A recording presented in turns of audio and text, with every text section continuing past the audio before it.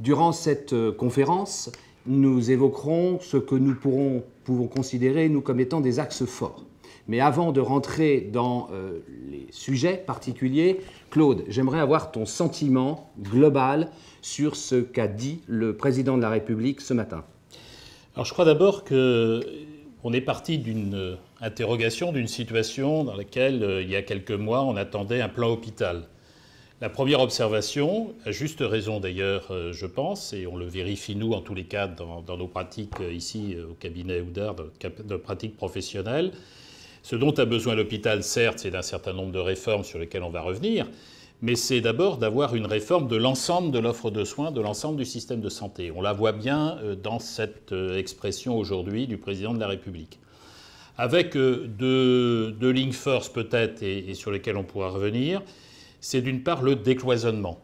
Le décloisonnement entre professionnels, le décloisonnement entre la ville et l'hôpital, et donc la nécessité d'organiser des supports pour ce décloisonnement, de la coopération, davantage de fluidité entre les différents acteurs. Et puis il y a un deuxième fil rouge, une deuxième constance qu'on voit revenir à plusieurs reprises dans ce discours et dans les propositions concrètes d'ailleurs, c'est la question des territoires, c'est-à-dire comment on organise au plus près de la population une offre de soins, une réponse à ce besoin de la population qui est différente selon les territoires. Il n'y a pas de modèle unique et c'est cette adaptation à des situations différentes qu'il va falloir effectivement mettre en œuvre. Alors il y a un point qui n'apparaît pas beaucoup quand même, c'est comment tout ça va se mettre en œuvre concrètement. Les outils sont évoqués et notamment toute la relation, la contractualisation avec les agences régionales de santé méritera effectivement d'être précisée. C'est sans doute un point encore à venir dans les propositions et dans la manière de mettre en œuvre ces propositions, mais voilà les grandes lignes qu'on peut dégager très, très rapidement. Oui, je partage totalement ton point de vue. Je pense que la notion de fluidité est très très forte d'ailleurs dans le discours, décloisonnement, et puis peut-être au-delà, c'est de mettre un peu un terme à une concurrence. On le voit en particulier sur certains aspects, on reviendra dans un instant, en particulier sur l'organisation de l'offre hospitalière. Mais alors, ce que nous allons faire, nous allons évoquer trois axes majeurs, trois axes qui nous sont apparus, en tout cas à nous, comme étant essentiels dans les annonces qui ont été faites. Le premier axe, ça concerne la structuration des soins de proximité. Le second, c'est la gradation de l'offre hospitalière, publique et privée. Et enfin, c'est bien évidemment le statut du médecin.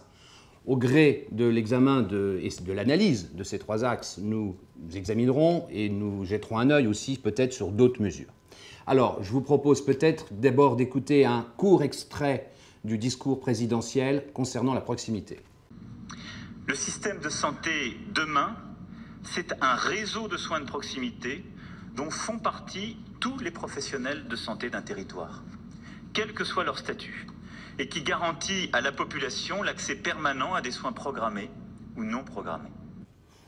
Alors, lorsque l'on combine cette annonce avec en particulier la conférence de Madame la Ministre, nous nous apercevons qu'il y a un ensemble, une kyrielle, un arsenal de mesures qui sont destinées à faciliter le regroupement des professionnels sur les territoires, regroupement pour pouvoir petit à petit faire de l'exercice individuel une exception. C'est en tout cas l'objectif pour 2022.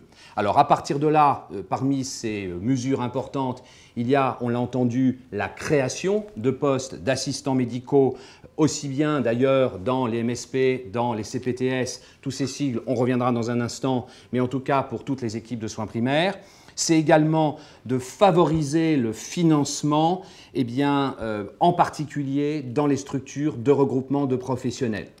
Et puis, nous avons également un autre élément qui est celui du développement des communautés professionnelles de territoires de santé. Ces communautés professionnelles de territoires de santé, elles ont été créées par la loi du 26 janvier 2016 et en fait, elles se sont substituées aux pôles de santé telles qu'elles avaient été créées par la loi HPST. Alors, c'est un mode d'organisation territoriale destiné à assurer une meilleure coordination. Elles sont composées de professionnels de santé regroupés, mais également avec des équipes assurant les soins de second recours, avec des centres de santé, avec des acteurs médico-sociaux. Les CPTS établissent des projets de santé.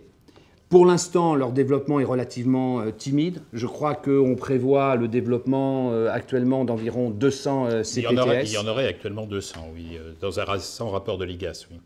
Et là, c'est un sacré coup d'accélérateur qui est donné.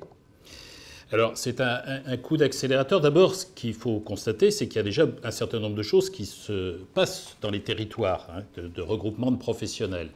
Tu as fait allusion aux MSP, c'est-à-dire les maisons de santé pluriprofessionnelles. Et en effet, on voit se développer de plus en plus ce type d'organisation regroupant des professionnels libéraux. Ceci étant, si on veut développer des communautés professionnelles territoriales de santé, aujourd'hui elles sont beaucoup moins formalisées dans la loi. Comme tu l'évoquais, c'est un regroupement de professionnels qui a un projet de santé, c'est issu de la loi de janvier 2016, mais il n'y a pas d'éléments qui portent réellement juridiquement les CPTS.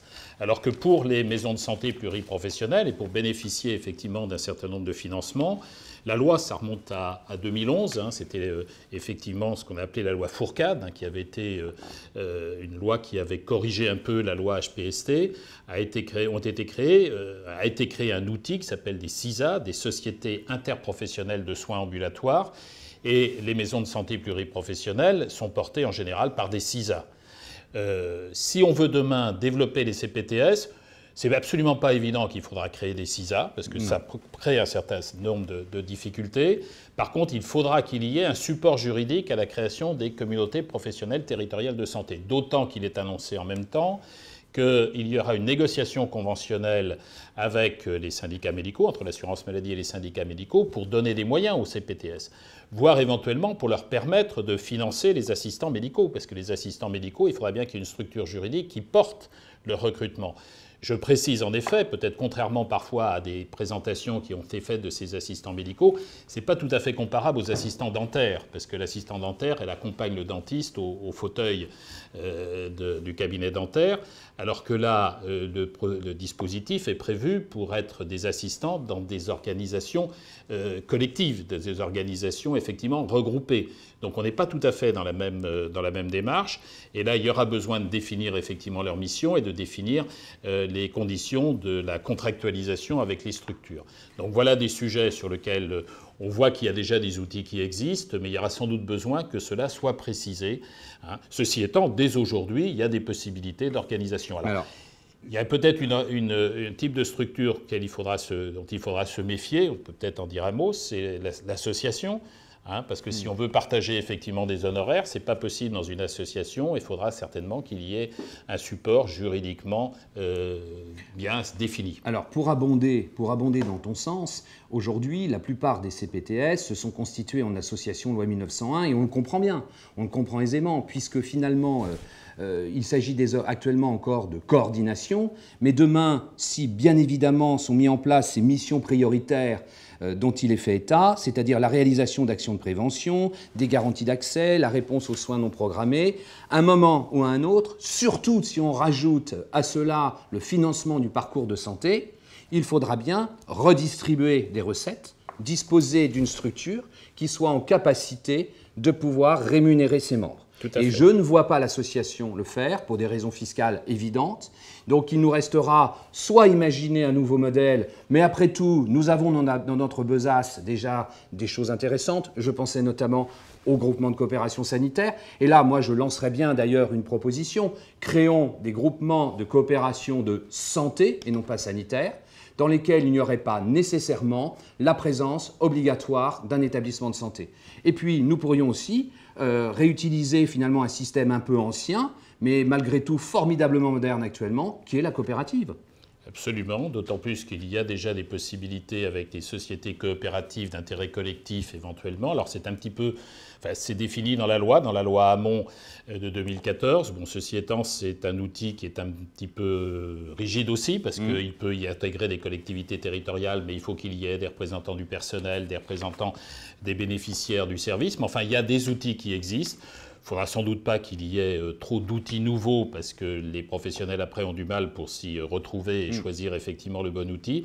Mais en effet, il y aura besoin de pouvoir porter en effet la contractualisation avec l'assurance maladie. Alors ceci étant, l'offre de soins de proximité, on va y revenir sur l'évolution des établissements de santé, l'offre de soins de proximité nécessite que les CPTS et les établissements de proximité, les hôpitaux de proximité, soient totalement liés.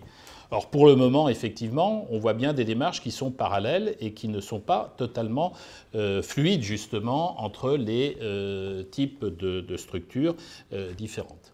Venons-en d'ailleurs aux hôpitaux de proximité.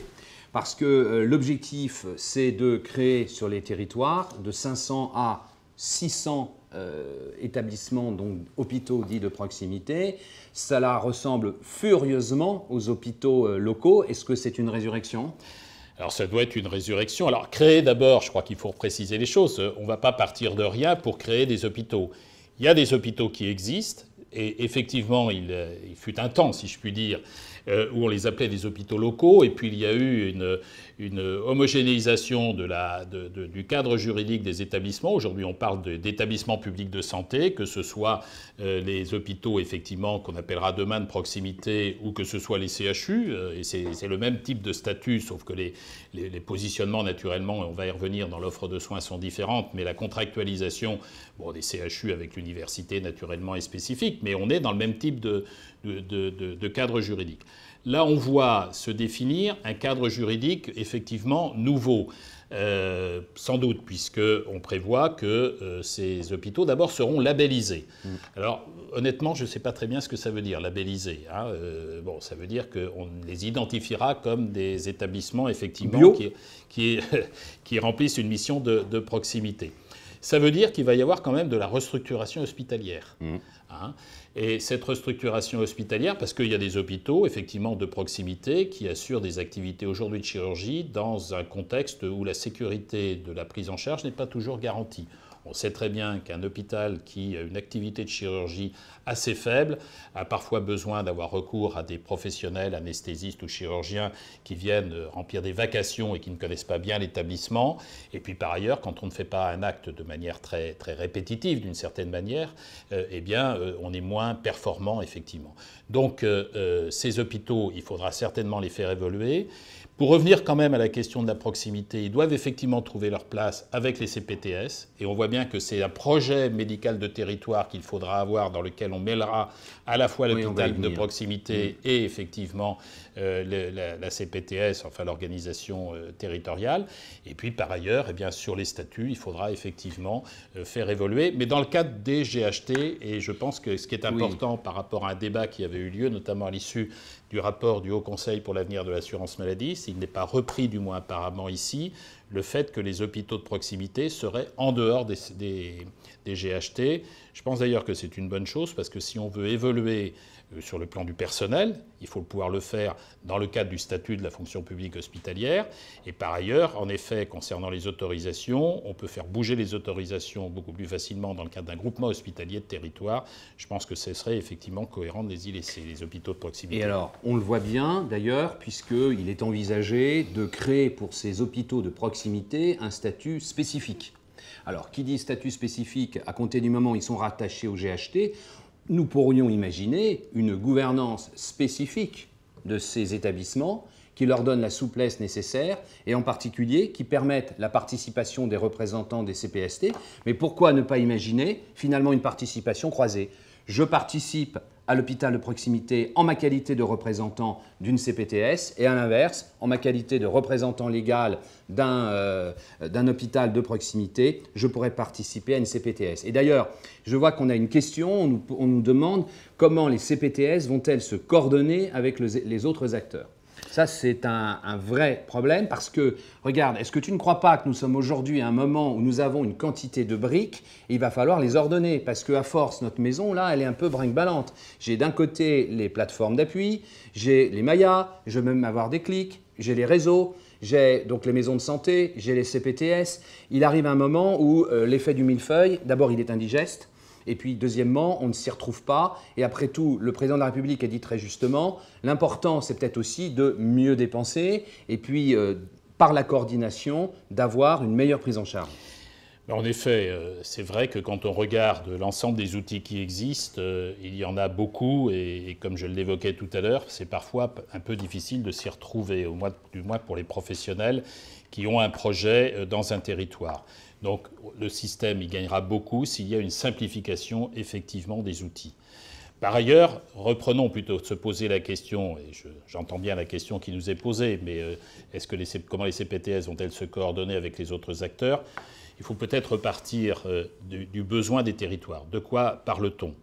On parle d'une organisation qui doit répondre à un besoin d'une population qui est différente selon les territoires et qui nécessite, pour un accès aux soins de premier recours, pour assurer la permanence de soins, pour organiser la prise en charge des maladies chroniques, on a besoin de plusieurs types d'acteurs. Et il faut pouvoir permettre à ces acteurs de travailler ensemble. Pour le moment, c'est une des faiblesses de notre système, il y a un cloisonnement entre ces acteurs. Donc tout ce qui pourra faciliter, j'ai dit au tout début de mon propos, et je pense reprenant d'ailleurs en ça un peu l'idée générale de la présentation de ce plan, c'est tout ce qui pourra favoriser la fluidité, le travail en commun, sera à mettre en œuvre. Et effectivement, les CPTS, ça peut être un mode d'organisation des professionnels libéraux, mais on manquerait l'objectif. Alors on peut y mettre d'autres aussi, mais ça peut être effectivement variable, mais on manquerait effectivement l'objectif si ça ne restait dans un territoire qu'une organisation des professionnels libéraux. C'est-à-dire il faut effectivement qu'on organise les choses entre les professionnels libéraux, les hospitaliers, les acteurs du secteur social et médico-social. La prise en charge de la maladie chronique qui nécessite effectivement une prise en charge au long cours à domicile doit être prise en charge en mobilisant les services sociaux parfois, les services médico-sociaux, le lien par exemple avec un établissement pour handicapés ou un EHPAD pour des personnes âgées, et comment les choses s'organisent dans les territoires. Une fois qu'on a dit ça, on voit bien qu'il y a une volonté qui peut s'exprimer, mais c'est comment on les met à travailler ensemble. Et en effet, la notion de groupement que tu as évoquée tout à l'heure s'impose et s'imposera de plus en plus. Aujourd'hui, il y a parfois des réticences pour constituer des groupements, mais je crois que demain, ce sera effectivement absolument nécessaire. Eh ben, moi, je vais un peu plus loin. Je pense que la CPTS pourrait être ce chaînon manquant à compter du moment où on accepte que l'ensemble des acteurs y participent, et je dirais presque de droit, alors que les professionnels de santé y aient une place prépondérante, sûrement. Mais je vois parfaitement dans ces mécanismes à la fois le médico-social, l'hôpital de proximité, mais c'est aussi donc l'ensemble, pourquoi pas, des acteurs sociaux et des collectivités territoriales, j'ose le dire. Pourquoi? Parce qu'on voit bien que désormais, cette question de territoire, c'est aussi une question d'aménagement du territoire. Et que je ne peux pas, comme ça, ex nihilo, créer une organisation qui ne repose pas avec un minimum d'adhésion et d'organisation avec les collectivités. Et d'ailleurs, nous le voyons bien sur ce qui se passe sur le terrain et dans l'ensemble d'ailleurs des départements. Le besoin aujourd'hui, c'est cette coordination, mais c'est aussi d'aller plus loin, de professionnaliser désormais un certain nombre d'activités. Et quand je lis que parmi ces missions prioritaires de la CPTS, il y a la réponse aux soins non programmés, l'organisation de l'accès à des consultations de médecins spécialisés, la sécurisation des passages entre les soins de ville et de l'hôpital, il faut que l'ensemble des acteurs soient là. Et je ne vais pas simplement y arriver par une contractualisation. Il faut que j'ai un espace de concertation et de discussion.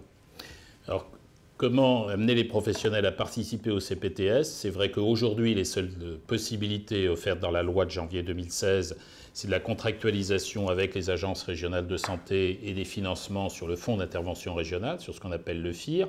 Ce qui est annoncé dans le plan aujourd'hui, c'est la négociation avec l'assurance maladie de financement qui nécessitera un accord conventionnel interprofessionnel, un peu à l'image de l'accord conventionnel interprofessionnel qui a été publié en début août 2017 concernant les CISA, enfin les maisons de santé pluriprofessionnelles et les centres de santé.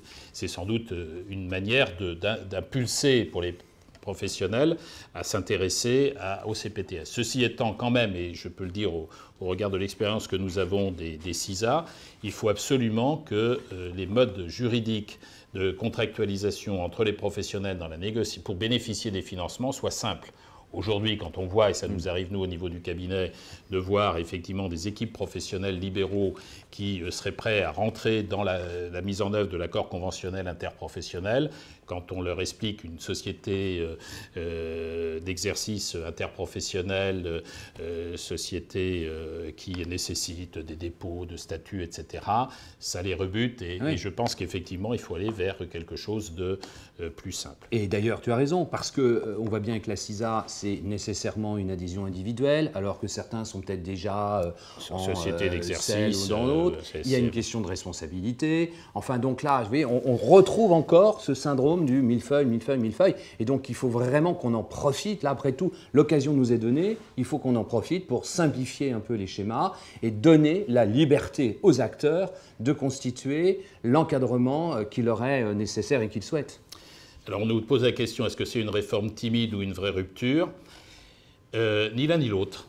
Et je ne veux pas prendre une position médiane, mais je pense que c'est vraiment ni l'un ni l'autre. On voit bien qu'elle est dans la continuité d'un certain nombre de choses, de réformes qui ont déjà été mises en œuvre et un certain nombre d'outils. On vient d'évoquer un peu longuement les CPTS, comme Laurent l'évoquait tout à l'heure. Les CPTS, elles existent dans la loi de janvier 2016. Il y a sans doute besoin de leur donner plus de consistance. Il y a eu un rapport de l'Inspection générale des affaires sociales récemment qui a pointé les faiblesses des CPTS. Il y a d'autres éléments qui sont dans le programme. Je pense par exemple à la contractualisation. La contractualisation entre les agences et les territoires, elle existe dans la loi de janvier 2016. Des contrats territoriaux de santé, ça existe. Alors la notion de projet territorial de santé n'est pas formulée de manière aussi explicite dans la loi de janvier 2016. Mais donc on est dans la continuité d'un certain nombre, et ce n'est pas nécessairement une rupture par rapport à ce qui a été mis en œuvre. Alors par contre, il y a des sujets sur lesquels il y a des réformes effectivement importantes, et on va y revenir, notamment en ce qui concerne les établissements de santé. Oui. La gradation à 3 niveaux d'établissements de santé est un des éléments, je dirais presque disruptifs par rapport à la situation actuelle, si vraiment c'est l'objectif qui est atteint. Bon, ça se fera progressivement. Il y a aussi des choses qu'on ne va pas aborder ici, peut-être parce qu'on ne peut pas tout aborder, qui est la réforme des études médicales, où là, il y a effectivement des choses un peu nouvelles, même si là aussi, enfin un petit mot quand même simplement sur ce point, bon, beaucoup de médiatisation sur la suppression du numerus clausus. J'attire quand même l'attention sur le fait que le président de la République a bien dit qu'il y aurait une sélection. On n'est quand même pas dans une situation dans laquelle on ouvre totalement, et pour des raisons évidentes. Alors je dis qu'on ne va pas traiter, mais il faudra effectivement qu'il y ait de la concertation, parce que les passages de la première en seconde année, ça ne peut pas se faire non plus vraisemblablement en ouvrant toutes les vannes. Bon, alors d'autre part, il y a un certain nombre d'autres sujets sur la répartition entre les médecins, les pharmacies, la pharmacie, l'odontologie, les sages-femmes, maïotiques, etc. Les métiers de... Bon, et donc il y a des choses à préciser. Alors, n'en parlons pas là parce qu'on ne peut pas tout aborder, mais il y a quand même des choses vraiment de transformation et peut-être de rupture, mais on est quand même beaucoup dans la continuité de ce qui a été effectivement commencé, et le système de santé, il se réforme. Il se réforme depuis très très longtemps, et il fait parfois insuffisamment vite à se réformer, mais là je pense qu'il y a un coup d'accélérateur quand même qui est donné, sous réserve quand même que les outils le permettent réellement. Alors, je répondrai aussi, moi, à cette question en disant est-ce que c'est une réforme timide ou est-ce que c'est une vraie rupture ? Je pense que l'avenir aussi nous dira si d'abord cette réforme va aller jusqu'au bout et va permettre enfin la mise en place de cette fluidité, si on va enfin réussir à cette organisation territoriale. Écoute, ça fait un moment que je fais ce métier, le territoire, on l'a toujours en point de mire. Et alors on essaie, j'ai l'impression, tu sais, que c'est un peu comme le rocher de Sisyphe, là. On monte et hop, on redescend. On monte le rocher et ça redescend. Bon, je crois que là, aujourd'hui, on a une vraie volonté politique, parce que c'est quand même pas rien qu'un président de la République fasse lui-même l'annonce du projet de santé. Il y a eu quoi, le président Sarkozy dans le passé, et sur encore, l'hôpital. C'était plus sur l'hôpital, puisque c'était effectivement un discours qui était prononcé dans un CHU, à Bordeaux en l'occurrence, avant la loi HPST, et très axé sur l'hôpital. C'est vrai que là, il y a une présentation effectivement d'ensemble. Donc sur les établissements, je pense qu'effectivement, cette gradation à 3 niveaux... On va y venir, mais là, regarde, j'ai encore une question. GCS sans établissement pour la CPTS et l'évolution d'une évolution réglementaire D'une selle. D'une selle en pluriprofessionnel. Oui, et ben je pense que ça fait partie aussi, pourquoi pas, des pistes. Alors maintenant, avec toutes les questions qui sera de pouvoir, et d'ailleurs c'est un des axes aujourd'hui de ce qui est proposé, c'est la mixité des statuts. Donc la question des selles, c'est aussi de réserver fortement... C'était l'exercice libéral. Oui, pardon, tu as raison, peut-être expliquer les sigles. C'est quand même de réserver ça aux libéraux. Mais c'est vrai qu'il faut aujourd'hui avoir cette liberté de pouvoir envisager toute forme qui puisse correspondre. D'ailleurs, moi j'ai retenu ça aussi de son discours ce matin, qui a été de dire il faut que les acteurs s'organisent comme ils le souhaitent. Et ça, je pense que c'est important, qu'il y ait des objectifs, à travers d'ailleurs une contractualisation. Mais en revanche, derrière, c'est aux uns et aux autres de s'organiser et de s'organiser comme ils l'entendent. S'organiser comme ils l'entendent, ça nécessite quand même qu'il y ait plus de liberté d'organisation contractualisée au niveau régional. Certainement. Et je pense que de ce point de vue, on ne l'abordera pas non plus davantage ici, mais ça nécessite en effet qu'il y ait un travail aussi sur peut-être une réforme du ministère lui-même et de la relation entre l'administration centrale et les administrations déconcentrées dans les régions. Puisqu'il est nécessaire naturellement d'adapter l'offre de soins à des situations complètement différentes. Entre l'Île-de-France et la Corse, ou entre l'Île-de-France et les Hauts-de-France même, à proximité, on a des besoins d'organisation qui doivent être effectivement pris en compte de manière spécifique. Et pensons également, on voit bien sur les dom-toms, en Guyane, sur l'île de la Réunion. D'ailleurs, j'ai vu qu'il y avait aussi prévu un volet spécifique pour les dom-toms, et je pense que c'est une chose importante, parce que nous le voyons bien, nous également, à travers nos actions ici ou là et outre-mer, toutes les difficultés et les particularités qu'il peut y avoir.